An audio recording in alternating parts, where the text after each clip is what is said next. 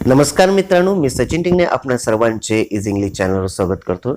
आज आपण बघणार आहोत 12th इंग्लिश मधील पोएट्री सेक्शन मधील 2.5 फादर रिटर्निंग होम ही कविता. ही कविता दिलीप चित्रे यांनी रचलेली आहे. दिलीप चित्रे हे मराठी आणि इंग्रजीत लेखन करणारे बायलिंग्युअल म्हणजेच द्विभाषिक प्रभावशाली पोएट आणि ट्रान्सलेटर म्हणजे कवी आणि भाषांतरकार होते. त्यांना कवितेसाठी व तुका म्हणे या लेखनासाठी त्यांना साहित्य अकादमी पुरस्कार प्राप्त झालाय. त्यांच्या लेखनाचे विषय नेहमी एक्झाईल म्हणजे वनवास, ॲलिनेशन म्हणजे परकीयपणा, सेल्फ डिसइंटिग्रेशन म्हणजे स्वविघटन आणि डेथ म्हणजे मृत्यू यावरच आधारित असायच्या. प्रस्तुत कवितेमध्ये कवीने एका वृद्ध व्यक्तीचे चित्रण केले आहे, जो आपल्या घरी कामावरून परत येताना त्यांची रुटीन इथं सांगितलेली आहे. तर चला बघूया.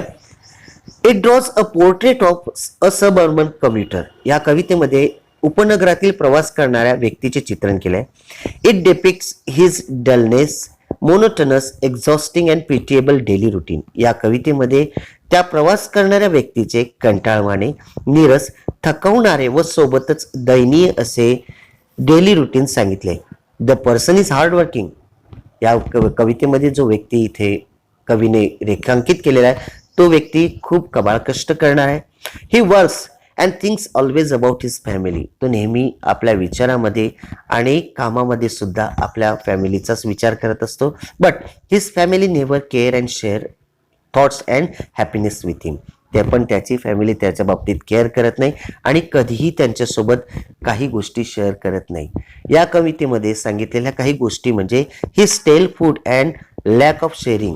ह्या दोन गोष्टी म्हणजे शीळ अन्न आणि आनंदाच्या गोष्टी किंवा कोणत्याही गोष्टी शेअर न करण्याच्या गोष्टी, ज्या गोष्टी सांगितलेल्या आहेत त्याला कवीने इथे त्या व्यक्तीवर येणारे फोर्स ॲलिनेशन इथे डिस्क्राईब केलेले आहे. म्हणजे त्याच्यावर जो परकेपणाचा भाव आहे तो इथं आपल्याला दिसून येतो.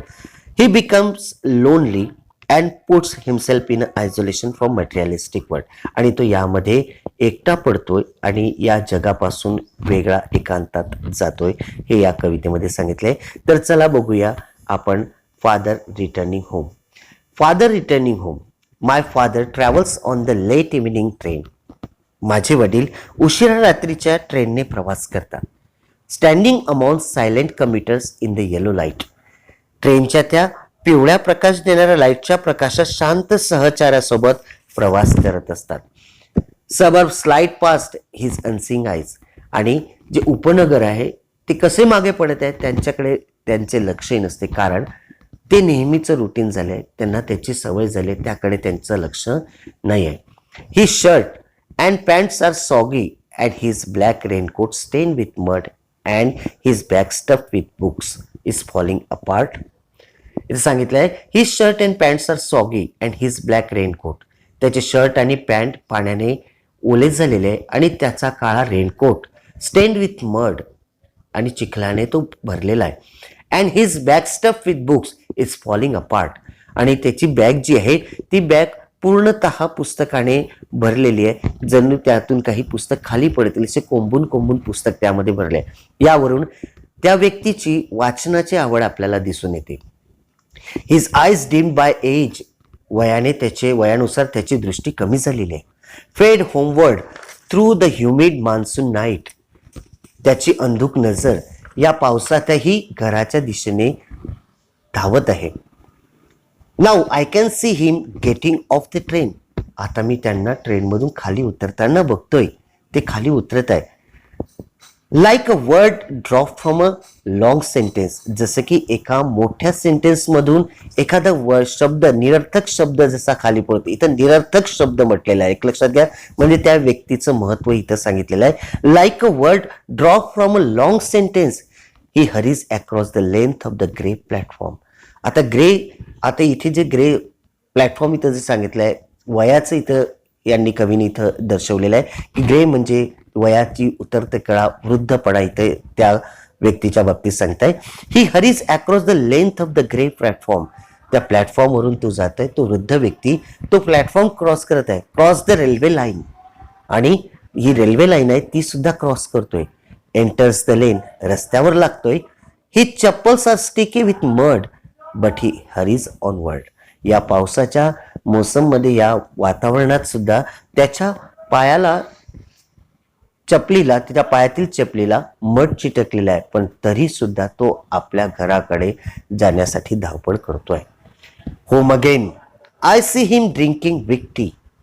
पुन्हा तो आता आपल्या घरी पोचलेला आहे आणि तो आता घरी गेल्यानंतर विक टी म्हणजेच पानसट चहा पितोय. यावरून त्यांच्या घरचं वातावरण इथे दिसतंय की they never care about him, that he is working for our family but they are not going to pay same in that. आणि त्यामध्ये त्यांना ते सरळ सरळ त्यांचा उलट येणे रिस्पॉन्समध्ये त्यांना काही त्यांचं परिश्रमाचं फळ तिथं ते त्यांना मिळताना दिसत नाही. इटिंग स्टेल चपाती, रीडिंग अ बुक, आणि सोबतच चहा पित असताना ते शिळी पोळी खात आहे, चपाती खात आहे आणि रीडिंग अ बुक, आणि सोबतच ते पुस्तकही वाचत आहे. He goes into the toilet to contemplate. आणि बघा यांच्यासाठी एक विश्व तेच झालंय. टॉयलेट म्हणजे यांच्यासाठी एक विश्व झालंय. त्या फॅमिलीपासून दूर झाले. त्या टॉयलेटलाच त्यांनी या मटेरियलिस्टिक वर्ल्ड पासून वेगळं केल्यासारखं इथे दिसतंय. He goes into toilet to contemplate. Contemplate म्हणजे चिंतन करण्यासाठी. ते चिंतन करण्यासाठी त्यांना टॉयलेट ही सुटेबल जागा वाटते. Man's estrangement from a man made world. आणि आज जगाच्या गर्दीमध्ये आपण किती एकटे आहोत याचा विचार करत त्या टॉयलेटमध्ये बसत असतात. Coming out he trembles at the sink.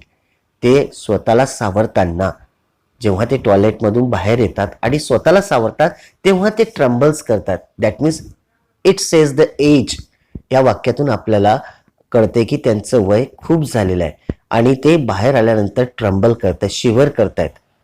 The cold water running over his brown hands. त्यांच्या त्या सावळ्या हातावरून, ब्राऊन हँड्स म्हणजे सावळे हात, आणि त्यांच्या हातावर काय ते थंड पाण्या असा खाली ओसंडत आहे, पाणी खाली येत आहे. Few droplets cling to the greying hair on his wrist. आणि त्या हातावर असलेले काही पांढरे केस आहे त्याला त्या पाण्याचे ड्रॉपलेट्स चिटकलेले आहेत.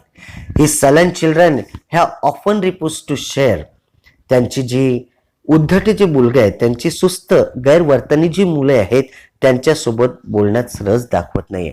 His sullen children have often refuse to share jokes and secrets with him. त्यांची गैरवर्तनी असलेली मुलं त्यांच्यासोबत काही चांगल्या गोष्टी आणि सिक्रेट सुद्धा सांगत नाही. He will now go to sleep listening to the static on the radio. आणि आता तो झोपायला जातोय आणि झोपताना तो रेडिओ ऐकत आहे. रेडिओ मधील जो कर्कश आवाज आहे नेहमीचा तो त्यांच्या कानी पडत आहे. Dreaming of his ancestors and grand children. आणि झोपताना तो नेहमी झोपल्यानंतर तो आपल्या अँसेस्टर जे की त्यांचे पूर्वज आहे आणि ग्रँडचिल्ड्रन यांच्या बाबतीत नेहमी विचार करतोय. Thinking of nomads entering a subcontinent through a narrow pass. आणि त्यांचे जे काही विचार करतोय की या भटक्यांच्या मध्ये, या गर्दीमध्ये त्या उपनगरात तो आलाय आणि आपले जीवन त्याने व्यतीत केलेले आहे. अशा प्रकारचे इथे अर्थ सांगितलेला आहे. तर आपण ही कविता समजून घेतली आहे. अशा प्रकारे दिलीप चित्रे यांनी या व्यक्तीचे चित्रण या कवितेमध्ये केलेले आहे.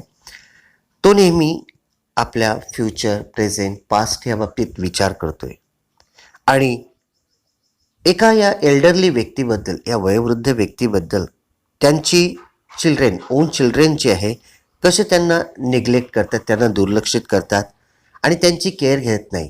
विशेष करून हे वृद्धपण जे असतं त्यामध्ये फॅमिलीने जास्त काळजी करायला पाहिजे, पण इथे त्या उलटच आपल्याला इथे दिसून येतं. या गोष्टीसाठी I feel very sorry for such people who have work hard in their life but the younger relative discard them once their use is over. आणि एक लक्षात येऊन जाते की अशा प्रकारच्या व्यक्तिमत्व यांनी दिलीप चित्रे यांनी इथे चित्रण केलेलं आहे. त्यामध्ये असं दिसून येतं की जे लोक आपल्या फॅमिलीसाठी कबाळ कष्ट करतात पण त्यांचा यूज म्हणजे त्यांचं उपयोग आपल्याला कमी झाल्यानंतर किंवा खतम झाल्यानंतर, संपल्यानंतर सर्व जे काही रिलेटिव्ज, नातेवाईक असो की त्यांची फॅमिली असो, ते सर्व त्यांच्यावर दुर्लक्षित करतात, त्यांना दूर सोडतात आणि त्यांना एकांतवासात सोडून देतात. असं यांचं दयनीय एक पिटिएबल टचेबल कॅरेक्टर दिलीप चित्रे यांनी या कवितेतून आपल्यासमोर मांडलेलं आहे.